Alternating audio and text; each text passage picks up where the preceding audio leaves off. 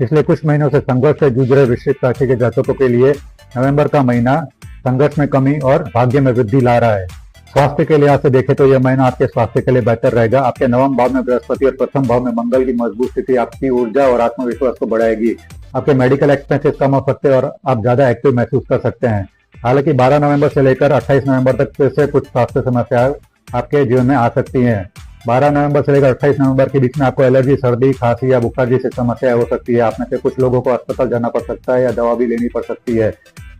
28 नवंबर के बाद फिर से आपकी स्थिति जो है शनि के मार्गी होते ही अच्छी होगी। जहाँ तक प्यार और रोमांस की बात है तो इस महीने की शुरुआत आपके प्रेम जीवन में एक सामंजस्यपूर्ण शुरुआत का अनुभव दे सकती है। मंगल और बुध के साथ बृहस्पति का त्रिकोण में होना भावनात्मक जुड़ाव और आपसी समझ को बढ़ावा देता है।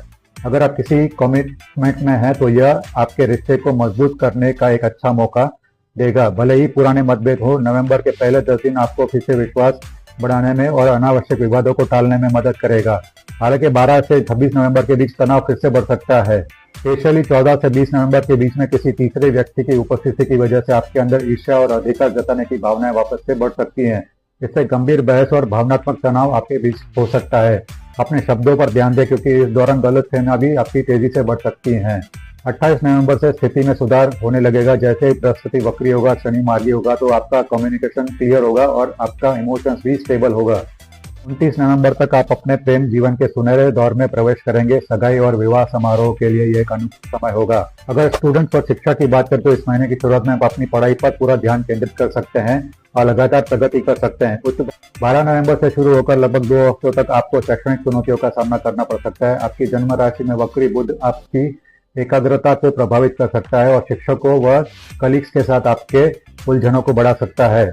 भावनात्मक तनाव पर भी ध्यान केंद्रित करना होगा क्योंकि इससे भी आपकी मुश्किलें बढ़ सकती हैं। 28 नवंबर से आपको राहत मिलने लगेगी। जैसे ही शनि आपके पंचम भाव से मार्गी होंगे तो आपका आत्मविश्वास वापस आएगा और आपको शैक्षणिक प्रदर्शन में भी सुधार दिखाई देगा। जहाँ तक आपके फाइनेंसेस और धन की बात है तो महीने की शुरुआत आपके लिए अच्छी आर्थिक स्थिति ला सकती है। अगर आपकी महादशा मजबूत है तो आपको रोजमर्रा के खर्चों को आसानी से पूरा कर पाएंगे। शुरुआती 10 दिन बजट बनाने और अनावश्यक खरीदारी से आपको बचना चाहिए। 7 नवंबर के आसपास आपको कोई एक अच्छा सरप्राइज गिफ्ट भी मिल सकता है, लेकिन आपको अनएक्सपेक्टेड एक्सपेंसेस जैसे कि कार की मरम्मत, घर का रखरखाव या मेडिकल एक्सपेंसेस से जूझना पड़ सकता है 12 से 16 नवंबर के बीच में।